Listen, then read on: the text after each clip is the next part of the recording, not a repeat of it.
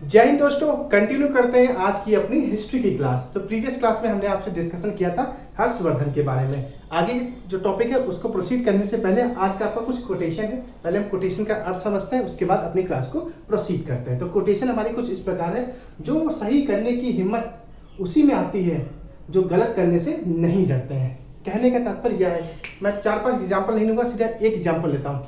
आप कभी किसी एग्जाम में बैठते हो और उस एग्जाम में आप असफल होते हो, मतलब कि अगर फेल हो जाते हो, तो जब आपका नेक्स्ट एग्जाम आएगा तो आपने जो पहली बार जो एग्जाम दिया था उसमें आपने कोई गलती कर दी थी जिसके कारण आप उस एग्जाम को क्वालिफाई नहीं कर पाए थे। लेकिन जब नेक्स्ट टाइम आप एग्जाम में बैठोगे तो क्या है, अब पुराने अनुभव को लेके जो दूसरी बार जो एग्जाम दे रहे हो उसको आप क्वालिफाई कर ले जाओगे।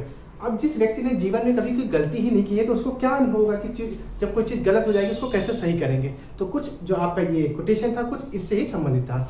तो दोस्तों अब कंटिन्यू करते हैं आज का अपना टॉपिक। हालांकि काम करते हैं फटाफट, हम क्या करते हैं क्विक रिकैप लेते हैं अपनी कल की क्लास का, ताकि आज की क्लास जो पढ़ेंगे उससे हम को रिलेट करके चीज़ों को समझ पाएँ।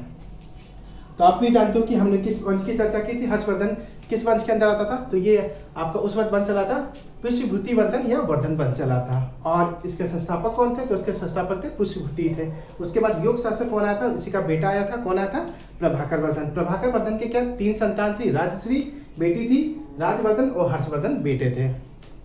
और पुष्यभूति और प्रभाकर के टाइम इनकी राजधानी क्या थी? तो हरियाणा के थानेश्वर की राजधानी थी। हरियाणा के थानेश्वर की राजधानी थी। और राजश्री का विवाह किससे हुआ था? तो कन्नौज का एक शासक था। कौन था? वो था गृहवर्मन। गृहवर्मन के साथ शादी हो गई थी। लेकिन गृहवर्मन को किसने मारा था? तो गृहवर्मन को मारा था मालवा का एक शासक था देवगुप्त, उसने गृहवर्मन को मार दिया था। ठीक है। लेकिन फिर देवगुप्त जो आपका देवगुप्त था, देवगुप्त को किसने मारा था? तो राजश्री का जो भाई था राजवर्धन, उसने क्या किया था? देवगुप्त को मार दिया था। फिर जब देवगुप्त मर गया तो देवगुप्त जब मर गया तो बचा, तो देवगुप्त जब मर गया था उसके बाद क्या हुआ था? एक बंगाल का शासक था। कौन था? शशांक। शशांक ने किसको मार दिया? राजवर्धन को। भाई फिर राजवर्धन मर गया तो उसके बाद क्या हुआ? हर्षवर्धन को जब पता चला कि भाई मेरे भाई को बंगाल का शासक शशांक ने मार दिया है, तो हर्षवर्धन ने किसको मार दिया? शशांक को मार दिया। तो इस तरह क्या हुआ था? ये तो हमने बाहर का सिनेरियो देख लिया था। तो अब इस वंश को चलाने के लिए कौन बचा था? सिर्फ हर्षवर्धन। तो अब हर्षवर्धन की चर्चा कर लेते हैं फटाफट। हर्षवर्धन के दरबार में एक बौद्ध भिक्षुक आया था। वो कौन था?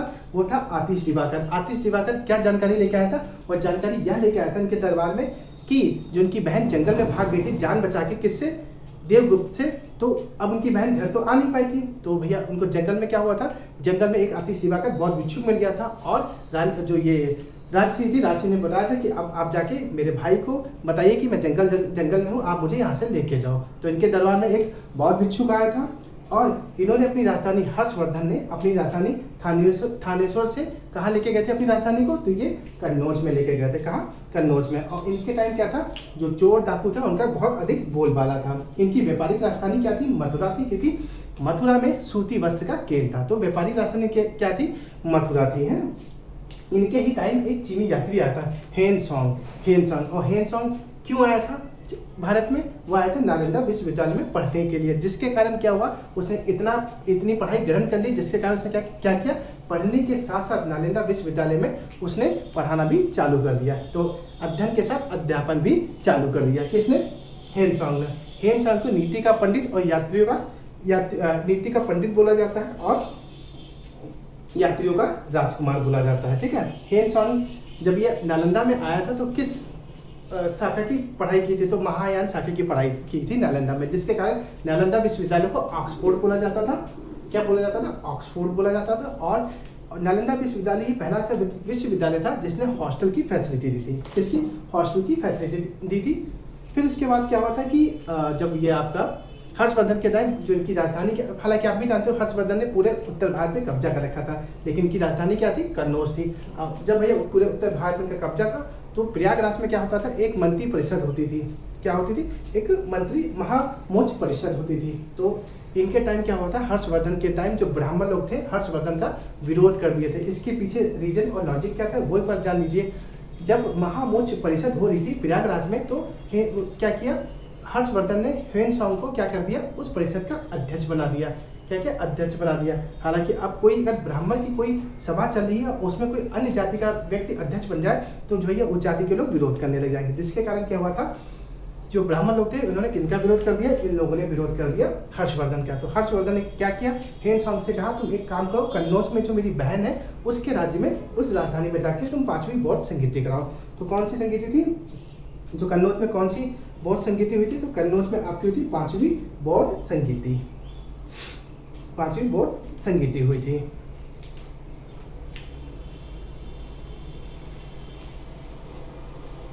अब उसके बाद क्या था, हर्षवर्धन चाहता कि अपने जो इसका राज्य का विस्तार था उत्तर भारत में था, लेकिन उत्तर भारत में तो था, लेकिन उत्तर भारत का एक राज्य था कौन सा, कश्मीर, उस पर इसका शासन नहीं था। तो उसने क्या किया, उत्तर भारत में जो कश्मीर पे था आक्रमण बोल दिया था, लेकिन क्या होता, कश्मीर से वो जीत नहीं पाया था, जिसके कारण अपने उत्तर भारत में कश्मीर को नहीं मिला पाया था। फिर क्या हुआ, फिर इसके मन में आया चलो कोई बात नहीं, हम उत्तर को नहीं जीत पाए तो एक काम करते हैं, अपना जो साम्राज्य इसका विस्तार दक्षिण की तरफ करते हैं। अब वो दक्षिण की तरफ बढ़ रहा था तो उसको क्या, विंध्याचल पर्वत,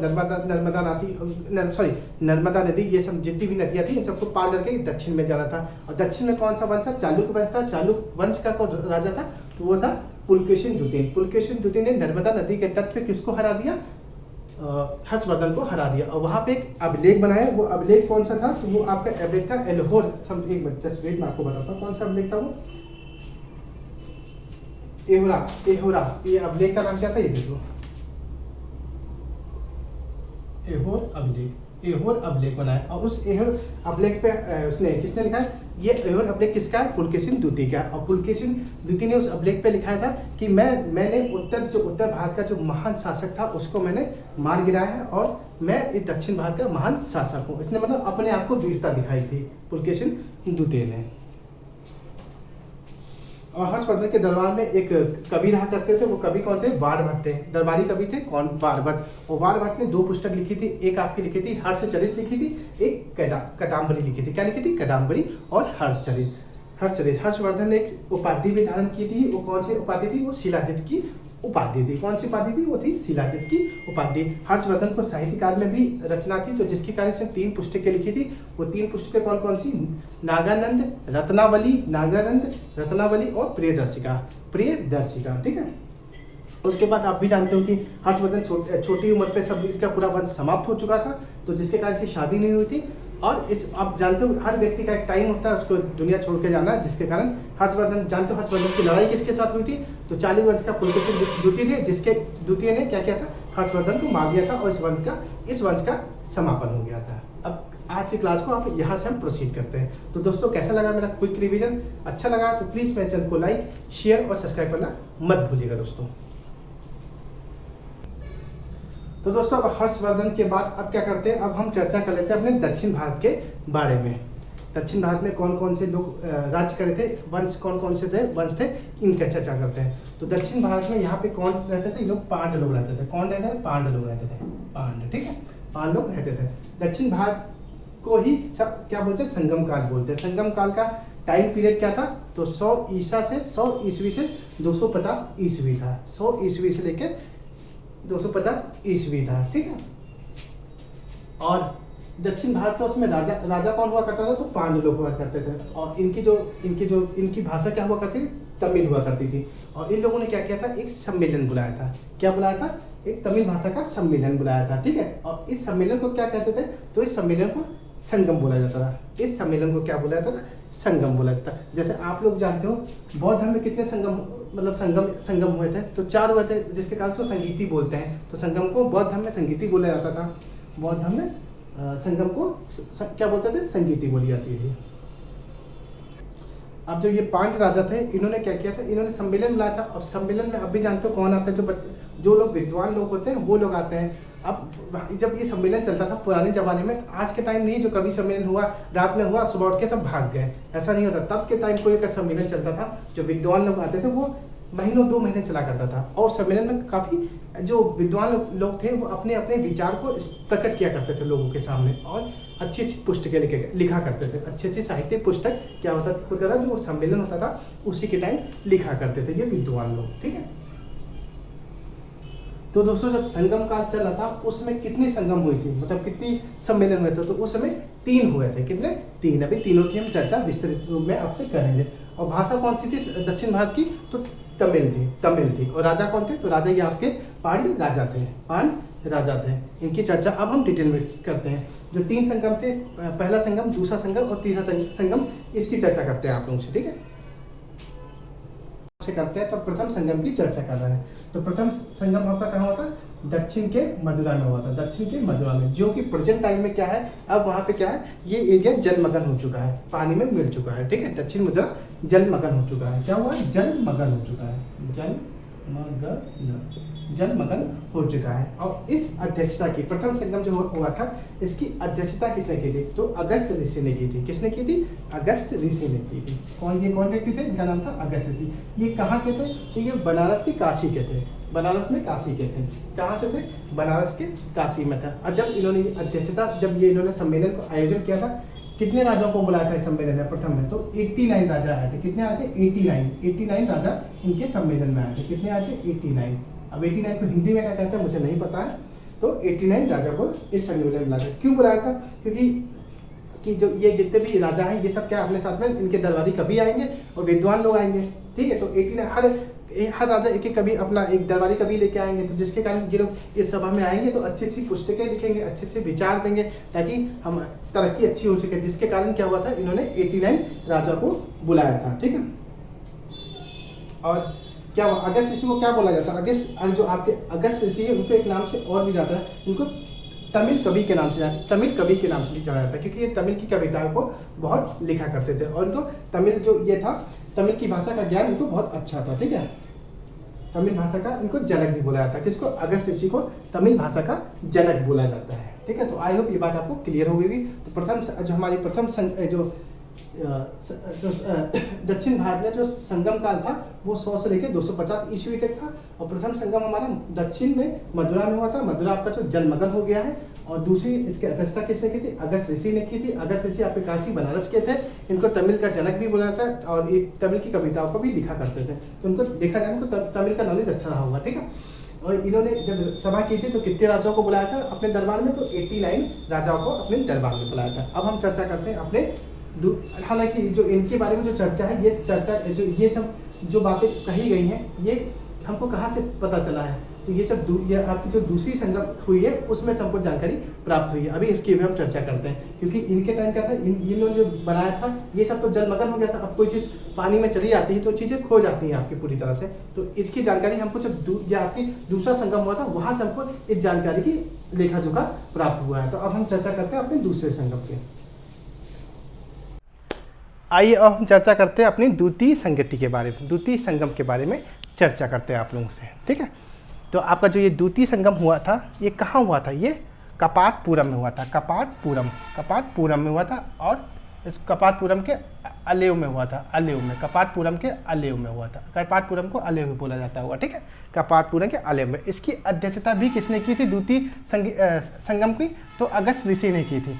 जब आपका द्वितीय संगम हुआ था तो इसकी अध्यक्षता अगस्त ऋषि ने की थी। लेकिन फिर अगस्त ऋषि ने अपनी जो अध्यक्षता था किसी और व्यक्ति को दे दी थी। वो व्यक्ति कौन था? तो उस व्यक्ति का नाम था तोलका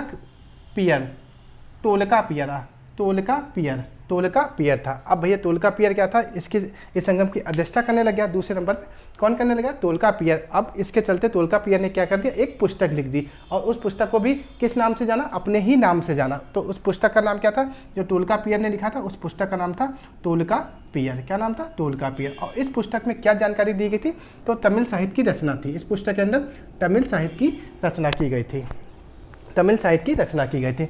और ये जो अब इसमें कितने लोग आए थे? कितने राजाओं को बुलाया गया था? तो 59 राजाओं को बुलाया गया था। कितने राजा आए थे? 59।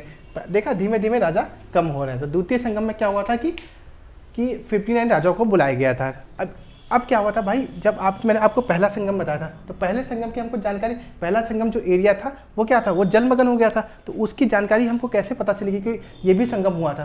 तो भैया जो पुस्तक थी तोलका पियर ने ही लिखी थी जो पुस्तक। तो इसमें इन्होंने क्या किया था? पहला संगम था उसकी भी जानकारी लिख दी थी, जिसके कारण हमको प्रथम संगम हुआ था इसकी भी जानकारी हमको इस पुस्तक से प्राप्त हो गई है। तो प्रथम और द्वितीय संगम की जानकारी हमको इनकी पुस्तक से प्राप्त हो गया था दोस्तों। अब हम जानते हैं जो आपका तीसरा संगम है, अब इसके बारे में चर्चा करते हैं आप लोगों से, ठीक है दोस्तों। आइए दोस्तों अब हम चर्चा कर लेते हैं अपने तृतीय संगम के बारे में। तो तृतीय संगम हमारा कहाँ हुआ था? उत्तरी मदुरा में हुआ था। कहाँ हुआ था? उत्तरी मदुरा में हुआ था, मुंडेर, जिसको मुंडेर बोलते हैं। इसकी अध्यक्षता किसने की थी? तो नक्कियर ने किया था। नक्कियर ने किया था। किसने किया था? नक्कियर ने किया था। इसकी अध्यक्षता नक्कियर ने किया था। और इसमें कितने राजाओं ने भाग लिया था? तो 49 राजाओं ने भाग लिया था। 49 मुझे हिंदी में पता था इसलिए मैंने बोल दिया, 2 मुझे इंग्लिश में नहीं पता, सॉरी हिंदी में नहीं पता था, जिसके कारण मैंने आप लोगों को इंग्लिश में बोला है, ठीक है। लिखा है आप लोग तो समझ जाओगे यार, ठीक है। तो तृतीय संगम कहाँ हुआ था? दक्षिण भारत के टाइम ये उत्तरी मदुरै में हुआ था, जिसको मुंडेर बोलते हैं। इसकी अध्यक्षता किसने की थी? तो इसकी अध्यक्षता नक्कियर ने की थी। और कितने राजा को आमंत्रित किया था नक्कियर ने? तो 49 राजाओं को आमंत्रित किया था अपने इस संगम में, ठीक है। अब क्या था? दक्षिण भारत में 3 राजा लोग शासन करते थे। वो कौन कौन से थे जो राजा लोग शासन करते थे? एक था आपका चेर था, इधर इस साइड में कौन था? इस साइड में चेर लोग थे, पांड लोग थे, और इधर आपका था चोल। इधर कौन थे? इधर थे चोल लोग, इधर थे आपके चोल। चेर, चोल, पांड लोग क्या दक्षिण भारत में राज्य करते थे उस टाइम, ठीक है।